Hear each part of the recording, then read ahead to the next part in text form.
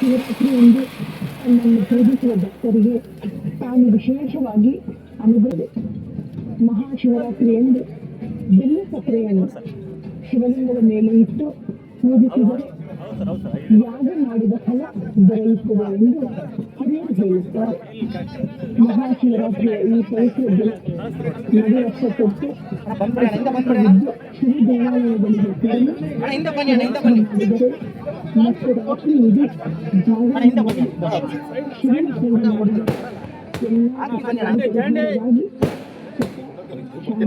ಹಬ್ಬದಂದು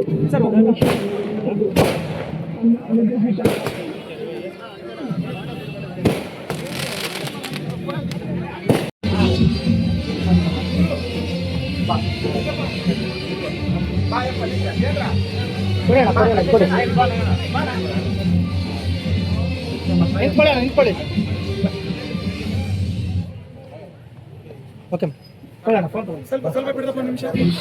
ಸ್ವಾಗತಿಸಬೇಕಂತ ಕೇಳ್ಕೊಳ್ತೀನಿ.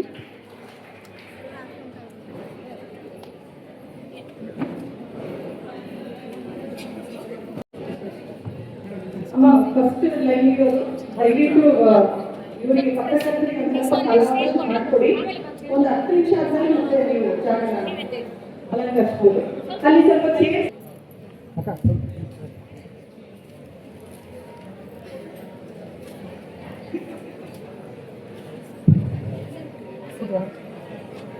ಚಪ್ಪಾಳೆ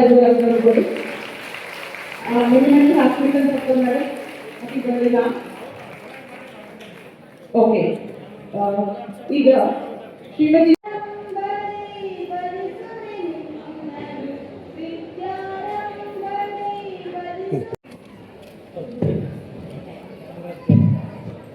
ಜೋರಾದ ಚಪ್ಪಾಳೆ ಬರಬೇಕು. ವಿಶ್ವಭಾರತಿ ಕಲಾವಿದರಿಗೆ ಜೋರಾದ ಚಪ್ಪಾಳೆ ಬರಬೇಕು.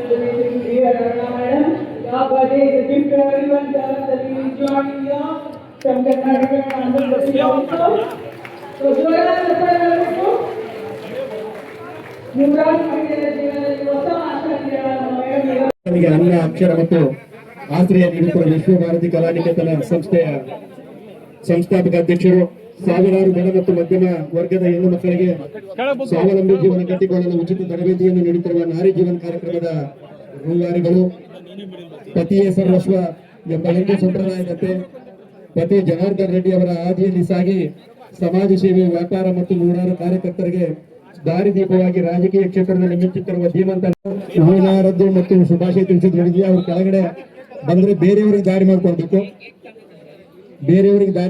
ದಯವಿಟ್ಟು.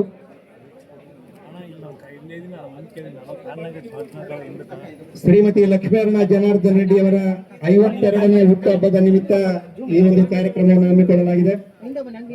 ನೂರಾರು ಸಂಖ್ಯೆಯಲ್ಲಿ ಆಗಮಿಸಿರ್ತಕ್ಕಂತಹ ಎಲ್ಲಾ ಕಾರ್ಯಕರ್ತ ಬಂಧುಗಳು ಹಾಗೂ ಬೆಂಬಲಿಗರು ಶ್ರೀಮತಿ ಲಕ್ಷ್ಮೀನಾರಾಯಣ ಜನಾರ್ದನ್ ರೆಡ್ಡಿ ಅವರಿಗೆ ಹುಟ್ಟುಹಬ್ಬ ಶುಭಾಶಯ ಕೊಡ್ತಾ ಇದ್ದಾರೆ. ದಯವಿಟ್ಟು ಮುಗಿದವರು ಕೆಳಗಡೆ ಬಂದ್ಬಿಡಿ, ಸ್ಟೇಜಿಂದ ಬೇರೆಯವರಿಗೆ ದಾರಿ ಮಾಡಿಕೊಡಿ. ಮುಗಿದವರು ಸ್ಟೇಜಿಂದ ಕೆಳಗಡೆ ಬಂದ್ಬಿಡಿ ದಯವಿಟ್ಟು. ನಮ್ಮವರೆಲ್ಲರೂ ಸ್ವಲ್ಪ ಮುಗಿದವರು ಕೆಳಗಡೆ ಕಳಿಸ್ಬಿಡಿ. ಬಹಳಷ್ಟು ಸ್ಪೀಡ್ ಅಲ್ಲಿ ಒಂದು ಮೆಹಂದಿ ಮತ್ತು ಇನ್ನಿತರ ಒಂದು ಡ್ರೈವಿಂಗ್ ಗುಣದಲ್ಲಿ ಬಹಳ ಹೆಸರಾಗಿರುವ ನರೇಶ್ ಅವರು ಈ 3 ಸೀಸನ್ಗಳಿಗೆ ಒಂದು ಹೆಸರು ಬರ್ತಾ ಇದ್ದಾರೆ. ಅದೇ ಒಂದು ರೀತಿಯಲ್ಲಿ ನಮ್ಮ ಇನ್ನೊಂದು ಸಹೋದರಿ ನಾರಿ ಜೀವನದಲ್ಲಿ ಭಾಗವಾಗಿ ಮೊದಲಿಂದ ಕೂಡ ಅರುಣ ಅವರ ಜೊತೆಯಲ್ಲಿ ಕೈ ಜೋಡಿಸಿ ಕೆಲಸ ನಿರ್ವಹಣೆ ಮಾಡುತ್ತಿರುವ ಹಂಪಿ ರಮಣ ಅವರಿಗೆ, ಮಾಧ್ಯಮದ ಸ್ನೇಹಿತರಿಗೆ ಮತ್ತು ಈ ಕಾರ್ಯಕ್ರಮದಲ್ಲಿ ಭಾಗವಹಿಸಿ ತಮ್ಮ ಜೀವನವನ್ನು ಸ್ವಾವಲಂಬಿಗಳಾಗಿ ತಮ್ಮ ಕಾಲ ಮೇಲೆ ತಾವೇ ನಿಂತುಕೊಂಡು ಬದುಕಬೇಕು ಅನ್ನೋ ಒಂದು ಆಶಯದಿಂದ ಇದರಲ್ಲಿ ಪಾರ್ಟಿಸಿಪೇಟ್ ಮಾಡಿರುವಂಥ ಎಲ್ಲ ನನ್ನ ಅಕ್ಕ ತಂಗಿಯರಿಗೆ ನನ್ನ ಹೃದಯಪೂರ್ವಕ ನಮಸ್ಕಾರ.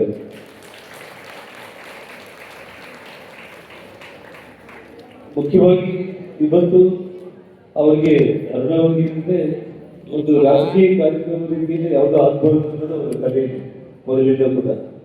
ಯಾಕಂದ್ರೆ ನಾವು ವಿಶ್ವಭಾರತಿಯನ್ನು ಪ್ರಾರಂಭ ಮಾಡಿದ್ದು 92ರಿಂದ ಒಂದು 34 ವರ್ಷಗಳಾಗಿದೆ. ಸುಮಾರು ನಾನು 25-26 ವರ್ಷ ವಯಸ್ಸು ಇದ್ದಾಗ ಪ್ರಾರಂಭ ಮಾಡಿರುವಂಥ ಸಂಸ್ಥೆ ಇದೆ. ಅವತ್ತಿನಿಂದ ಇವತ್ತಿನವರೆಗೂ ಕೂಡ 40 ಎಕರೆ ಜಮೀನಲ್ಲಿ ಬೆಳೆದಿರ್ತಾರೆ. ತಾಯಿ ತಂದೆ ಹೆಸರಲ್ಲಿ ವೃದ್ಧಾಶ್ರಮ ಮತ್ತು ಬುದ್ಧಿಮಾಂದ್ಯ ಮಕ್ಕಳ ಶಾಲೆ ಮತ್ತು ಗೋಶಾಲೆ ಇಂಥ ಕಾರ್ಯಕ್ರಮಗಳನ್ನ ನಾವು ಮಾಡ್ಕೊತಾ ಬಂದಿದ್ವಿ. ಅದಾದ ನಂತರ ಅವರಿಗೆ ಈ ಒಂದು ಕಾರ್ಯಕ್ರಮ ಅಂದರೆ ನಮ್ಮ ಬಳ್ಳಾರಿಯಲ್ಲಿರುವಂಥ ಇವತ್ತು ನಮ್ಮ ಯಾಕಂದರೆ ಇವರು ಪ್ರತಿಯೊಂದು ಮದುವೆ, ಹುಟ್ಟಿದಬ್ಬ, ಯಾವುದೇ ಕಾರ್ಯಕ್ರಮಗಳಿದ್ದರೂ ಕೂಡ ನಮ್ಮ ಊರಲ್ಲಿರುವಂಥ ಹೆಣ್ಮಕ್ಳು ಕೂಡ ಸುಂದರವಾಗಿ ಕಾಣಬೇಕು, ಅವ್ರಿಗೆ ಮೇಕಪ್ ಕೊಡೋ ತರಬೇತಿಯನ್ನು ಯಾವುದೋ ಊರಿಂದ ತರಿಸ್ತಾ ಇರ್ತಾರೆ. ಆಯಾ ಏರಿಯಾಗಳಲ್ಲಿ ತಾವೇ ನಿಮ್ಮ ಮನೆ ಸುತ್ತಮುತ್ತ ವಾರ್ಡ್ಗಳಲ್ಲೂ ಹಳ್ಳಿಗಳಲ್ಲಿ ಮದುವೆಗಳಾದರೆ ನೀವೇ ಹೋಗಿ ಅವ್ರಿಗೆ ಮೇಕಪ್ ಮಾಡೋದ್ರ ಮೂಲಕ ಅವ್ರು ನಿಮ್ಮನ್ನು ಅಪ್ರಿಷಿಯೇಟ್ ಮಾಡಿದರೆ ನಿಮಗೂ ಜೀವನ ಸಿಗುತ್ತೆ ಮತ್ತು ಅವರ ಮನಸ್ಸಲ್ಲಿ ಕೂಡ ನೀವು ಯಾವತ್ತಿಗೂ ನೆನಪಿರ್ತೀರಿ. ಈ ಕಾರ್ಯಕ್ರಮ ಮಾಡಬೇಕು ಅಂತೇಳಿ ಲಕ್ಷ್ಮೀ ಅವರು ತೀರ್ಮಾನ ಮಾಡಿ 2 ಸಕ್ಸಸ್ಫುಲ್ ನಾಲೆಜ್ ಜೀವನ ಕಾರ್ಯಕ್ರಮ ಮಾಡಿ ಇವತ್ತು 3ನೇ ಕಾರ್ಯಕ್ರಮ ಅವರು ಇವತ್ತು ಮಾಡ್ತಾ ಇದ್ದಾರೆ. ಆದರೆ ಇವತ್ತು ನಾವು ಎಷ್ಟು ರಾಜಕೀಯ ಉದ್ದೇಶ ಇಲ್ಲ ಅಂದ್ರೂ ಕೂಡ, ಹಾಗಾಗಿ ನಾವು ಹೆಚ್ಚಾಗಿ ನಾನು ಒಬ್ಬ ರಾಜಕೀಯ ವ್ಯಕ್ತಿ ಆಗಿದ್ದರೂ ಕೂಡ ಲಕ್ಷ್ಮೀಯವರ ಪತಿಯಾಗಿ ವಿಶೇಷವಾಗಿ ಇವತ್ತು ಒಂದು ವಿಶೇಷ ಇನ್ನೊಂದಿದ್ರೆ ಅವರು ಹುಟ್ಟಿದಬ್ಬದ ಒಂದು, ಎರಡನೇದು ಇವತ್ತು ನರೇಂದ್ರ ಮೋದಿಜಿಯವರು ನಮ್ಮ ಇಡೀ ಭಾರತ ದೇಶದ ಇತಿಹಾಸದಲ್ಲೇ ಚುನಾಯಿತ ಪ್ರಧಾನಮಂತ್ರಿಗಳಲ್ಲಿ ಅತಿ ಹೆಚ್ಚು ಕಾಲ ಪ್ರಧಾನಮಂತ್ರಿಯಾಗಿ ರೆಕಾರ್ಡ್ ಬ್ರೇಕ್ ಮಾಡಿರೋದು ಇವತ್ತೇ ಆಗಿದೆ. ಹಾಗಾಗಿ ಶ್ರೀಮತಿ ಲಕ್ಷ್ಮೀ ಅರುಣಾವರಿಗೆ ಇವತ್ತು ನಾನು ಹುಟ್ಟುಹಬ್ಬದ ಶುಭಾಶಯಗಳೊಂದಿಗೆ ಸನ್ಮಾನ್ಯ ನರೇಂದ್ರ ಮೋದಿಜಿಯವರ ಈ ಒಂದು ಇತಿಹಾಸ ಸೃಷ್ಟಿ ಮಾಡಿರುವಂಥ ಈ ದಿವಸನೇ ಈ ಒಂದು ಕಾರ್ಯಕ್ರಮ ನಡೀತಾ ಇರೋದ್ರಿಂದ ನನಗೂ ತುಂಬ ಹೆಮ್ಮೆ ಅನಿಸಿರುವಂಥದ್ದು ಮತ್ತು ತುಂಬ ಸಂತೋಷ ಆಗಿರುತ್ತೆ. ಯಾಕಂದರೆ ಹೆಚ್ಚು ಮಹಿಳೆಯರಿಂದ ಇರೋ ಕಾರಣ ಕೆಲವೊಂದು ಮಾತನ್ನು ನಾನು ಹೇಳ್ಬಿಡ್ತೀನಿ ನಾನು ಈ ಸಂದರ್ಭದಲ್ಲಿ. ನಾವು ಹುಟ್ಟಿದ ಶ್ರೀಮಂತ ಕುಟುಂಬದಲ್ಲಿ ಹುಟ್ಟಿದವರಲ್ಲ, ತುಂಬ ಒಂದು ಸಾಮಾನ್ಯ ಒಬ್ಬ ಪೊಲೀಸ್ ಕಾನ್ಸ್ಟೇಬಲ್ ಮಕ್ಕಳಾಗಿ ನಾವು ಹುಟ್ಟಿ ಬಿಡ್ತಿರುವಂಥದ್ದು. ವಿಧಿಯಲ್ಲಿ ಭಗವಂತ ಯಾರಿಗೆ ಏನು ಕೊಡಬೇಕು ಅಂತ ಇರುತ್ತೇನೋ ಅದನ್ನು ದೇವರು ನಮ್ಗೆ ಕೊಟ್ಟಿದ್ದಾರೆ. ನಾವು ಬೆಳೆದಿದ್ದೀವಿ ಅಂತಂದ್ರೆ ನಮ್ಮ ತಂದೆ ಅವರು ಹೆಚ್ಚು ಕಡಿಮೆ ನನಗೆ 21-22 ವಯಸ್ಸಿನ ಸಂದರ್ಭದಲ್ಲಿ ಅವರು ತಿಳ್ಕೊಂಡು ಹೋಗ್ತಾರೆ, ರಿಟೈರ್ಡ್ ಆದ್ಮೇಲೆ. ನಮ್ಮ ತಾಯಿ, ನಾವು 3 ಅಣ್ಣ ತಮ್ಮಂದಿರು, ಒಬ್ಬ ಅಕ್ಕ ನಮಗೆ, ನಾವು 4 ಮಂದಿ ಇದ್ರು ಕೂಡ 3 ಕೂಡ ಜಾಬ್ ಇದ್ದೀವಿ, ಜಸ್ಟ್ ಓದ್ಕೊಟ್ಟಿದ್ದೀವಿ ಅಷ್ಟೇ. ಇನ್ನು ನಾನು ಯಾವುದೇ ಕಾರಣಕ್ಕೂ ಕೂಡ ಒಬ್ಬರಿಗೂ ಕೆಲಸ ಇರಲಿಲ್ಲ. ತಂದೆ ಪೆನ್ಷನ್ನಲ್ಲಿ ಮತ್ತು ಒಂದಿಷ್ಟು ಹೊಲ ಕೆಲಸ ಮಾಡಿ ತಂದೆಯವರು 3 ಸಾಕುವಂಥ ಒಂದು ಸ್ಥಿತಿ. ಅವ್ರು ತೀರ್ಕೊಂಡ ತಕ್ಷಣ ನಮಗೆ ಧೈರ್ಯ ತುಂಬಿ ಜೀವನದಲ್ಲಿ ಏನ್ ಬೇಕಂದ್ರೆ ಸಾಧಿಸಬಹುದು ಅಂತ ಹೇಳಿ ಆ ಸ್ಫೂರ್ತಿಯನ್ನು ಕೊಟ್ಟಿದ್ದು ನಮ್ಮ ತಾಯಿ. ಅವರಿಗೆ ಹೆಚ್ಚು ವಿದ್ಯಾಭ್ಯಾಸ ಇದ್ದಿಲ್ಲ ಅವರು, ಆದರೆ ಭಗವಂತ ಅವರಿಗೆ ಕೊಟ್ಟಿರೋ ಧೈರ್ಯ, ಬುದ್ಧಿವಂತಿಕೆ, ಅದರಿಂದಲೇ ನಾವೊಂದು ಸ್ಫೂರ್ತಿಯಾಗಿ ಇವತ್ತು ಈ ಮಟ್ಟಕ್ಕೆ ಇದ್ದೀವಿ ಅಂತಂದ್ರೆ ಅದಕ್ಕೆ 100% ನಮ್ಮ ತಾಯಿ ವಿಪುಣಮ್ಮ ಅವರು. ನಾನು ನಿಮ್ಮೆಲ್ಲರಲ್ಲಿ ಆ ತಾಯಿಯನ್ನು ನೋಡಿ ನಾನು ನಿಂತ್ಕೊಳ್ತಾ ಇದ್ದೀನಿ. ಎರಡನೇದಾಗಿ ನನ್ನ ಧರ್ಮಪತ್ನಿ ಲಕ್ಷ್ಮೀ ಅರುಣಾವರ್. ತಮಗೆಲ್ಲ ಗೊತ್ತಿರುವಂಥ ರೀತಿಯಲ್ಲಿ ರಾಜಕೀಯವಾಗಿ ಮತ್ತು ಆರ್ಥಿಕವಾಗಿ ದೊಡ್ಡ ಮಟ್ಟದಲ್ಲಿ ನಾವು ಬೆಳೆಯುವಂಥ ಸಂದರ್ಭದಲ್ಲಿ ಸಹಜವಾಗಿ ದ್ವೇಷ, ಅಸೂಯೆ ಅನ್ನೋದು ಎಲ್ರಿಗೂ ಬಂದೇ ಬರುತ್ತೆ. ಸಾಕಷ್ಟು ಮಂದಿ ರಾಜಕಾರಣಿಗಳು ದ್ವೇಷದಿಂದ ದಿಲ್ಲಿ ಮಟ್ಟದಲ್ಲಿ ರಾಜಕಾರಣ ಮಾಡಿ ನನ್ನನ್ನು ಜೈಲಿಗೆ ಹಾಕಿ 4 ವರ್ಷ ನಾನು ಜೈಲಲ್ಲಿ ಇದ್ದಾಗ 2 ಚಿಕ್ಕ ಮಕ್ಕಳನ್ನ, 9 ವರ್ಷದ ಮಗ, 14 ವರ್ಷದ ಮಗಳನ್ನ, 2 ಜೋಪಾನ ಮಾಡಿ ಮನೆ ಕಾಂಪೌಂಡಿಂದ ಹಿಡಿದು ಬೆಂಗಳೂರುವರೆಗೆ ನಮ್ಮಲ್ಲಿ ಕೆಲಸ ಮಾಡ್ತಾ ಇರುವಂಥ ಯಾವೊಬ್ಬ ಕೆಲಸಗಾರರನ್ನ, ಯಾಕಂದ್ರೆ 20-25 ವರ್ಷ ನಮ್ಮನ್ನು ನಂಬಿಕೊಂಡು ಕೆಲಸ ಮಾಡಿರುವಂತವ್ರನ್ನ ಒಬ್ಬರನ್ನು ಕೂಡ ಕೆಲಸದಿಂದ ತೆಗೆದಿಲ್ಲ. ಒಂದೇ ಒಂದು ಅವ್ರಿಗೆ ನಂಬಿಕೆ, ನನ್ನ ಗಂಡ ಇವತ್ತಿನ ನಾಳೆ ಬಂದೇ ಬರ್ತಾನೆ, ಮತ್ತೆ ದುಡಿತಾನೆ, ಇವತ್ತು ಏನೇ ಆಗಲಿ ಕೂಡ ಅಂತೇಳಿ ತನ್ನ ಒಡವೆಗಳನ್ನು ಕೂಡ ಬೇಕಂದ್ರೆ ಮಾರಿ ಅವರು ಬರೋವ್ರನ್ನ ಸಾಕ್ಬೇಕು ಅಂತೇಳಿ ಧೈರ್ಯದಿಂದ ಎಲ್ಲಿ ಕೂಡ ಯಾರು ಏನು ಕಡಿಮೆ ಮಾಡಿದಂತಾನೆ ಅವರೆಲ್ಲರೂ ಕೂಡ ಅಷ್ಟು ಚೆನ್ನಾಗಿ ನೋಡ್ಕೊಂಡಿದ್ದಾರೆ ಅಂತಂದ್ರೆ ಅವರ ಧೈರ್ಯಕ್ಕೆ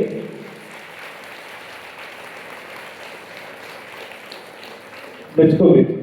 ಇನ್ನೊಂದು ವಿಷಯ ಏನಂತಂದ್ರೆ ಮಕ್ಕಳು ಯಾವತ್ತು ಹೆಲಿಕಾಪ್ಟರ್, ಯಾಕಂದ್ರೆ ಇಬ್ಬರು ಮಕ್ಕಳು ಬಂಗಾರ ಸ್ಪೂನಲ್ಲಿ ಹುಟ್ಟಿರೋದು. ಅವ್ರು ಹುಟ್ಟಿದ ತಕ್ಷಣ ಬರೀ ವಿಮಾನ ಹೆಲಿಕಾಪ್ಟರ್ಗಳು ಸ್ವಂತ ಇದ್ದಿದ್ದು.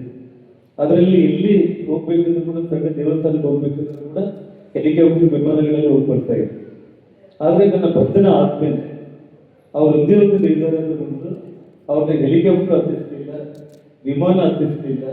ಅವರನ್ನ ಬರೀ ರೋಡ್ನಲ್ಲೇ ಹೈದರಾಬಾದ್ ಜೈಲಿಗೆ ಮತ್ತು ಬೆಂಗಳೂರು ಜೈಲಿಗೆ ರೋಡಲ್ಲೇ ಅವ್ರನ್ನ ಕರ್ಕೊಂಡು ಬಂದು ಪ್ರತಿ ಶನಿವಾರ ಬೆಳಿಗ್ಗೆಯಿಂದ ಸಂಜೆ ತನಕ ನನ್ನ ಜೊತೆಯಲ್ಲಿ ಕೂಡಿಸಿ ಮಾತಾಡ್ತಾ ಹೋಗ್ತಾ ಇದ್ರು. ನಾನು ಹೇಳಿದೆ, ಯಾರು ಇಷ್ಟೆಲ್ಲ ಕಾರ್ ತಗೊಂಡು 5-6 ಗಂಟೆ ಪ್ರಯಾಣ ಮಾಡಿ ಮಕ್ಕಳಿಗೆ ತೊಂದರೆ ಆಗ್ತಾ ಇದೆ ಅಂತಂದ್ರೆ, ಇವತ್ತು ನೀವು ಕಷ್ಟದಲ್ಲಿ ಇರೋ ಟೈಮಲ್ಲಿ ಮಕ್ಕಳಿಗೆ ಆ ಕಷ್ಟ ಗೊತ್ತಾಗ್ಬೇಕು ಅನ್ನೋ ಕಾರಣಕ್ಕೆ ನಾನು ಅವ್ರಿಗೆ ಯಾವುದನ್ನ ಕೂಡ ನಾನು ಅಭ್ಯಾಸ ಮಾಡ್ತಾ ಇಲ್ಲ ಅಂತ ಹೇಳ್ಬಿಟ್ಟು ಅಷ್ಟು ಕಠಿಣವಾದ ಮಕ್ಕಳನ್ನ ಬೆಳೆಸಿದ ಕಾರಣ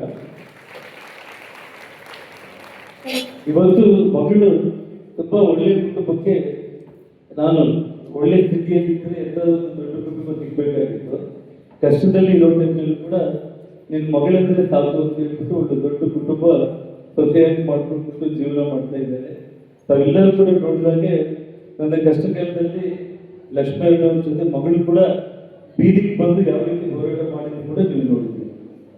ಅದೇ ಒಂದು ರೀತಿಯಲ್ಲಿ ಮಗಳು ಕೂಡ ಇವತ್ತು ಚಿತ್ರರಂಗದಲ್ಲಿ, ಯಾಕಂದ್ರೆ ಅವ್ರಿಗೆ ಇಂಟ್ರೆಸ್ಟ್ ಒಂದು ಡ್ಯಾನ್ಸ್, ಆಕ್ಟಿಂಗು, ಸಿನಿಮಾ ಒಂದು ಇಂಟ್ರೆಸ್ಟ್ ಇತ್ತು. ಆ ಇಂಟ್ರೆಸ್ಟ್ಗೋಸ್ಕರ ಇಲ್ಲಿ ಕೂಡ ಹಿಂದೆ ಆಗ್ತಿದ್ದಂಗೆ ಅವನಿಗೆ ಏನೆಲ್ಲ ಇಂಟ್ರೆಸ್ಟ್ ಇತ್ತು, ಡಿಗ್ರಿ ಮುಗಿದುಕೊಳ್ಳೋದ್ರ ಜೊತೆಗೆ ಅವನು ಕೂಡ ಅವನಿಗೆ ಇಂಟ್ರೆಸ್ಟ್ ಇರೋ ಸಿನಿಮಾ ಫೀಲ್ಡಿಗೆ ಒಂದು ಹೋಗ್ಬೇಕಂತ ಅದರಲ್ಲೂ ಕೂಡ ಪ್ರೋತ್ಸಾಹ ಕೊಟ್ಟು ಇವತ್ತು ಒಂದು ಸಿನಿಮಾ ಮಾಡಿದ್ದಾನೆ. ಇನ್ನೂ ಒಂದು 2 ಸಿನಿಮಾಗಳು ಈಗಾಗಲೇ ಪ್ರಾರಂಭ ಆಗುವ ಹಂತದಲ್ಲಿದೆ. ಆ 2 ಸಿನಿಮಾಗಳಿಂದ ಕೂಡ ಒಳ್ಳೆಯ ಹೆಸರು ಮಾಡ್ತಾನೆ. ಹಾಗಾಗಿ ಇಬ್ಬರು ಮಕ್ಕಳನ್ನ ಜೋಪಾನ ಮಾಡಿ ಇಷ್ಟೆಲ್ಲ ಕಷ್ಟ ಇದ್ರು ಕೂಡ ನಮಗೇನು ಶತ್ರುಗಳೇ ಕಡಿಮೆ ಇದ್ದಿಲ್ಲ. ಅಷ್ಟು ಮಂದಿ ನಡುವೆ ಕೂಡ ಎಲ್ಲಿ ಕೂಡ ತಲೆ ತಗ್ಗಿಸಿಕೊಳ್ಳುತ್ತೇನೆ. ಇವತ್ತು ಒಬ್ಬ ಜನಾರ್ದನಿಯಾಗಿ ನಾನು ಸಮಾಜದಲ್ಲಿ ಇವತ್ತು ನಾನು ಉಳ್ಕೊಂಡಿದ್ದೀನಿ ಅಂತಂದ್ರೆ ಅದಕ್ಕೆ ಕಾರಣ ನನ್ನ ಶ್ರೀಮತಿ ಲಕ್ಷ್ಮಿ ಅವರು. ಹಾಗಾಗಿ ಇವತ್ತು ಅವರ ಹುಟ್ಟುಹಬ್ಬದ ಒಂದು ಪ್ರಯುಕ್ತ ಈ ಕಾರ್ಯಕ್ರಮದಲ್ಲಿ ತಾವೆಲ್ಲರಿಗೂ ಏನು ಪಾಲ್ಗೊಂಡಿದ್ದೀರಲ್ಲ, ನಾನು ತಮ್ಮಲ್ಲಿ ಇಷ್ಟೇ, ನಾನು ಭಗವಂತನಲ್ಲಿ ನಿರಂತರ ಒಳ್ಳೆ ಪ್ರಾರ್ಥನೆಯನ್ನು ಮಾಡಿ ಮಕ್ಕಳನ್ನ ಎಲ್ಲಿ ಕೂಡ ನೆಗ್ಲೆಕ್ಟ್ ಮಾಡ್ಲಿಕ್ಕೆ ಹೋಗ್ಬೇಡಿ. ಯಾಕಂದ್ರೆ ನೀವು ದುಡಿಯೋ ಆತುರದಲ್ಲಿ ಮಕ್ಕಳು ಸ್ಕೂಲ್ಗೆ ಹೋಗ್ತಾ ಇದ್ದಾರೆ, ಮಕ್ಕಳಿಗೆ ಕಲಿಸಿ ಮಕ್ಕಳನ್ನ ಸಂಪೂರ್ಣವಾಗಿ ದಾರಿ ತಪ್ಪಿಸುವಂತ ಒಂದು ಕೆಲಸಕ್ಕೆ ಅದರಿಂದ ದುಡ್ಡು ಮಾಡಿಕೊಳ್ಳೋದಕ್ಕೆ ಕೆಲವೊಂದು ದುಷ್ಟ ಶಕ್ತಿಗಳು ಇವತ್ತು ನಮ್ಮ ಸಮಾಜದಲ್ಲಿ ತಲೆ ಇಟ್ಟಿದೆ. ಹಾಗಾಗಿ ತಾವೆಲ್ಲರೂ ಕೂಡ ಹೆಣ್ಮಕ್ಳು, ತಾವು ಎಷ್ಟೋ ಮಂದಿ ಅಕ್ಕ ತಂಗಿರಾಗಿರ್ತೀರಿ, ಮಕ್ಕಳು ಇರ್ತಾರೆ, ತಮಗೆ ತಮ್ಮ ಸಹೋದರರು ಇರ್ತಾರೆ.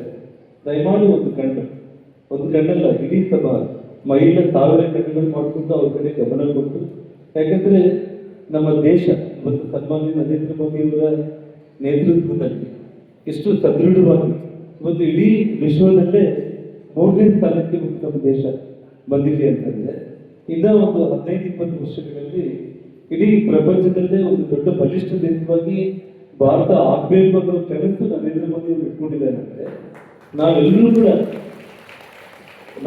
ಕೂಡ ನಮ್ಮ ಮನೆಯಲ್ಲಿ ನಮ್ಮ ಅಣ್ಣ ತಮ್ಮಂದಿರು, ನಮ್ಮ ಮಕ್ಕಳು ನೋಡಿ, ಇವತ್ತು ನಮ್ಮ ಗಂಗಾವತಿ ಕ್ಷೇತ್ರದ ಬಗ್ಲೆಗೆ ಅಯೋಧ್ಯೆ ಇಲ್ಲೇ ಒಂದು ಹಳ್ಳಿ, ಕಪ್ಲಿ ಕ್ಷೇತ್ರದ ಬಗ್ಲೆಗೆ ನದಿ ದಂಡೆಗೆ ಬರುತ್ತೆ.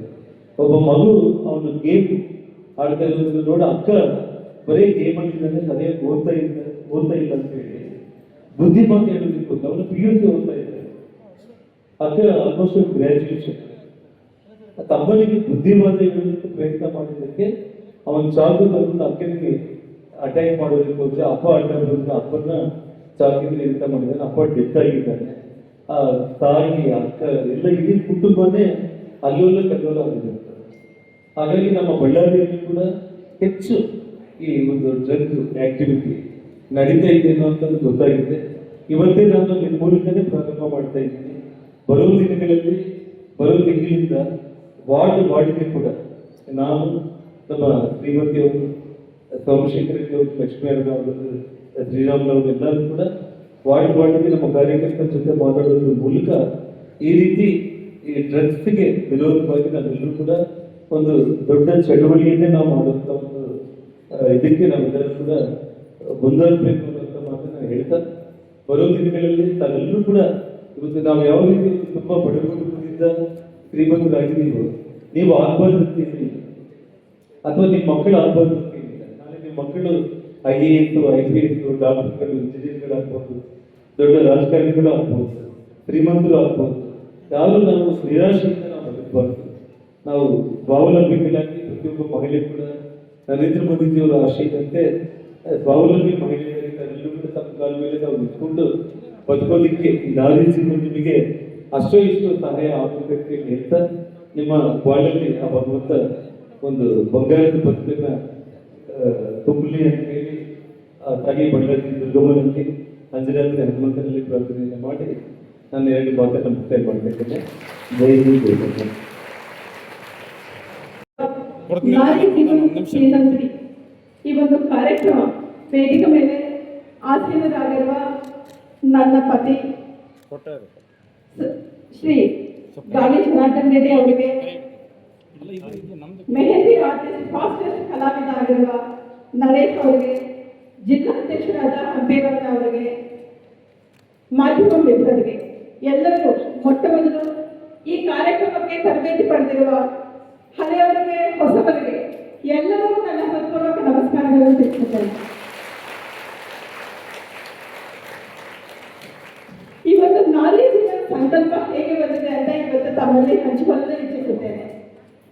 2023ರಲ್ಲಿ ಅತ್ಯಂತ ಪರಿಸ್ಥಿತಿಯಲ್ಲಿ ಇಲ್ಲಿ ನಾನು ಅಭ್ಯರ್ಥಿಯಾಗಿ ನಿಂತುಕೊಳ್ಳಬೇಕು ಅಂತ ಜನಾರ್ದನ್ ರೆಡ್ಡಿ ಅವರು ಹೇಳಿರುವಾಗ ನಾನು ಜನಾರ್ದನ್ ರೆಡ್ಡಿ ಅವರ ಬಗ್ಗೆ ಒಂದು ಹೇಳಿದೆ.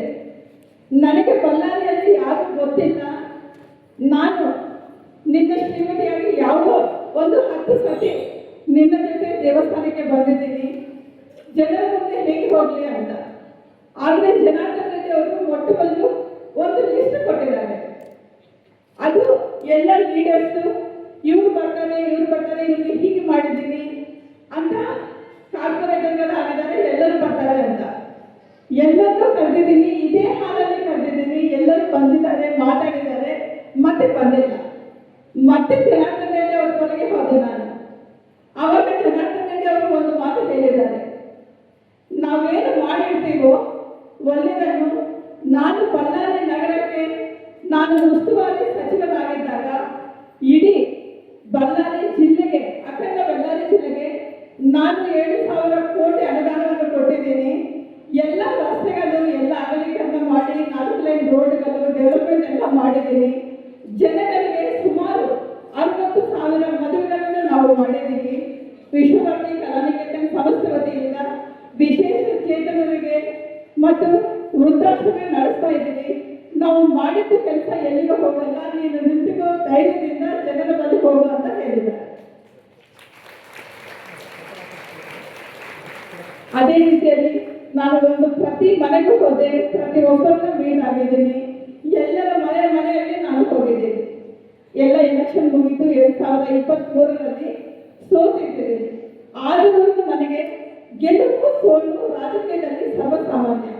ಒಬ್ಬ ಕಾರ್ಯಕರ್ತ ನಮ್ಮ ಮನೆಗೆ ಬರ್ತಾರೆ, ನಾನು ಮಕ್ಕಳಿರುವಾಗ ಈಗ ಸೋತಿದ್ದೀನಿ ಅಂತ ಅವ್ರು ಬರ್ತಾರೆ. ಮೇಡಮ್, ಬಳ್ಳಾರಿಯಲ್ಲಿ ಕಾಂಗ್ರೆಸ್ನವರು ಹೇಳ್ತಿದ್ದಾರೆ, ಹೇಗೆ ಮೇಡಮ್ ಅವ್ರಿಗೆ 50,000 ವೋಟ್ಗಳು ಬಂದಿದೆ ಅಂತ. ಆಗ ಕಾರ್ಯಕರ್ತರು ಹೇಳಿದ್ರಂತೆ, ಜನಾರ್ದನ್ ರೆಡ್ಡಿ ಅವರು ಅಂದ್ರೆ ಬರೀ ಹೆಸರಲ್ಲ, ಅವರು ಕಾರ್ಯಕರ್ತರ ಧೈರ್ಯ. ಜನಾರ್ದನ್ ರೆಡ್ಡಿ ಅವರು ಅಂದ್ರೆ ಬರೀ ಹೆಸರಲ್ಲ, GJR ಅನ್ನೋದು ಒಂದು ಬ್ರ್ಯಾಂಡ್ ಅಂತ ಹೇಳಿದ್ದಾರೆ.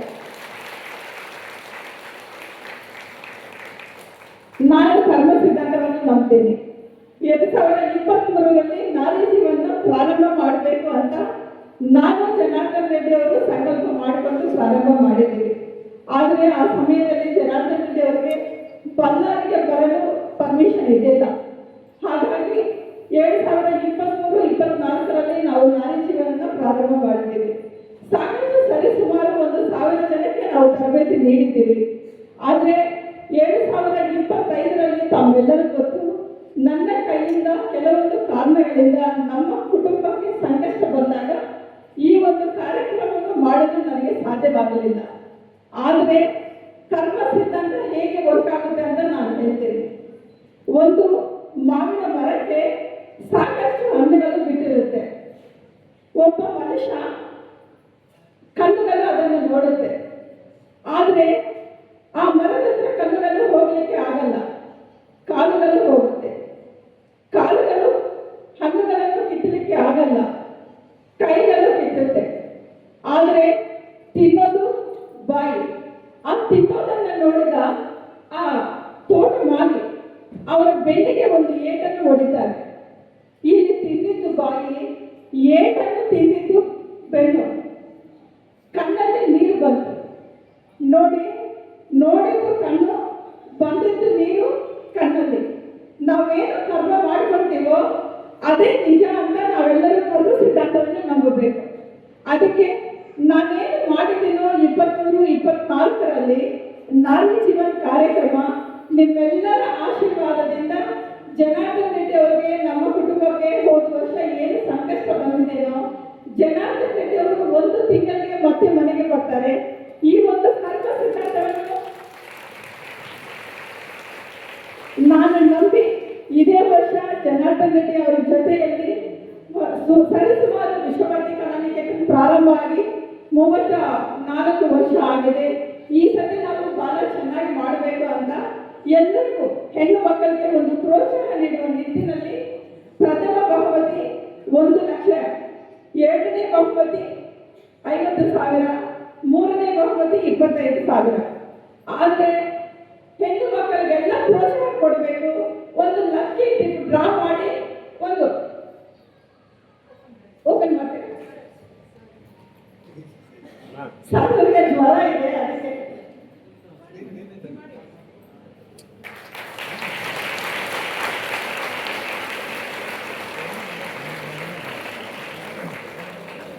ಇಲ್ಲಿ ಬಂದಿರುವ ಹೆಣ್ಮಕ್ಕಳು ಎಲ್ಲರಿಗೂ ಒಂದು ಪ್ರೋತ್ಸಾಹ ಕೊಡುವ ನಿಟ್ಟಿನಲ್ಲಿ ಸ್ಕೂಟರನ್ನ ಲಕ್ಕಿ ಗಿಫ್ಟ್ ಮೂಲಕ, ಅದು ಯಾರು ಹೋಗುತ್ತೆ ನಮ್ಗೆ ಗೊತ್ತಿಲ್ಲ, ಆದರೆ ನಿಮಗೆ ಪ್ರೋತ್ಸಾಹ ನೀಡಲೇಬೇಕು. ನಾರಿ ಜೀವನ ಪರವಾಗಿ ತಮ್ಮೆಲ್ಲರ ಜೀವನದಲ್ಲಿ ಬೆಳಕು ಬರಬೇಕಂತ ನಾವು ಇವತ್ತು ಒಂದು ಹೊಸ ಕಾರ್ಯಕ್ರಮಕ್ಕೆ ನಾಂದಿ ನೀಡಿದ್ದೀವಿ. ಬಂಧುಗಳೇ, ಮಹಿಳೆಯರು ಆರ್ಥಿಕವಾಗಿ ಸ್ವಾವಲಂಬಿಗಳಾಗಬೇಕು. ಯಾಕಂದ್ರೆ ಚುನಾವಣೆ ಸಮಯದಲ್ಲಿ ಪ್ರತಿಯೊಂದು ಮನೆಗೆ ನಾನು ಹೋದಾಗ, ಮೇಡಮ್ ನಮಗೆ ಕೆಲಸ ಇಲ್ಲ, ಇದು ಬಿಸಿಲು ಕಾಲ, ನಮ್ಮ ಮಕ್ಕಳಿಗೆ ಫೀಸ್ ಕಟ್ತೀರಾ, ನಮ್ಮ ಗಂಡನಿಗೆ ಕಾಲು ಸರಿಯಾಗಿಲ್ಲ, ಒಂದು ವೀಲ್ ಚೇರ್ ಕೊಡಿಸ್ತೀರಾ, ಇದೇ ಕೇಳ್ತಾ ಇದ್ರು. ಅದಕ್ಕೆ ನಾನು ಸೋತಿದ್ರು, ನಾನು ನಿಮ್ಮ ಮನೆಯಲ್ಲಿ ಇರಬೇಕು, ಹಾಗೆ ನಾನು ಈ ಒಂದು ನಾರಿ ಜೀವನ ಕಾರ್ಯಕ್ರಮ ನಡೆಸಿ ತಮ್ಮೆಲ್ಲರ ಜೀವನದಲ್ಲಿ ಬೆಳಕು ತರಬೇಕು ಅಂತ ಈ ನಾರಿ ಜೀವನ ನಾವು ಪ್ರಾರಂಭ ಮಾಡಿದ್ದೀವಿ. ಮಹಿಳೆ ನಾರಿ ಈ ದೇಶದ ಶಕ್ತಿ. ಮಹಿಳೆ ಆರ್ಥಿಕವಾಗಿ ಸ್ವಾವಲಂಬಿ ಆಗಿದ್ರೆ ನೀವು ನಿಮ್ಮ ಕುಟುಂಬಕ್ಕೆ ಸಹಾಯ ಪಡೆಯಬಹುದು. ಆರ್ಥಿಕವಾಗಿ ನೀವು ಸ್ವಾವಲಂಬಿ ಆದರೆ ಒಂದು ಆತ್ಮವಿಶ್ವಾಸದಿಂದ ನಿಮ್ಮ ಜೀವನಕ್ಕೆ ಬೇಕಾಗಿರುವ ಎಲ್ಲ ನಿರ್ಧಾರಗಳನ್ನು ನೀವು ತಗೋಬಹುದು. ನಿಮ್ಮ ಮಕ್ಕಳಿಗೆ ಉತ್ತಮ ವಿದ್ಯೆ, ಏನೋ ವೈದ್ಯ ಎಲ್ಲ ಕೊಡಿಸಬಹುದು. ಮುಂದಿನ ದಿನಗಳಲ್ಲಿ ನಿಮ್ಮೆಲ್ಲರೂ ಒಳ್ಳೆಯದಾಗಲಿ ಅಂತ ನಿಮ್ಮ ಜೀವನದಲ್ಲಿ ಇವತ್ತು ನಾವು ಸಸಿಗೆ ನೀರನ್ನು ಹಾಕಿ ಈ ಕಾರ್ಯಕ್ರಮ ಪ್ರಾರಂಭ ಮಾಡಿದ್ದೀವಿ. ನಿಮ್ಮೆಲ್ಲರ ಜೀವನದಲ್ಲಿ ಹಸಿರು ತುಂಬಲಿ ಅಂತ ನಾನು ಆ ದೇವರಲ್ಲಿ ಪ್ರಾರ್ಥಿಸುತ್ತಾ ಈ ಕಾರ್ಯಕ್ರಮಕ್ಕೆ ಯಶಸ್ವಿಯಾಗಿ ಬಂದಿರುವ ಎಲ್ಲ ಮಾಧ್ಯಮ ಮಿತ್ರರಿಗೆ, ಎಲ್ಲ ಹೆಣ್ಮಕ್ಕಳಿಗೆ, ಅಕ್ಕ ತಂಗಿಯರಿಗೆ ಎಲ್ಲರಿಗೂ ನನ್ನ ಧನ್ಯವಾದಗಳನ್ನು ತಿಳಿಸ್ತಾ ಇದ್ದೀನಿ. ಎಲ್ಲರಿಗೂ ನಮಸ್ಕಾರ.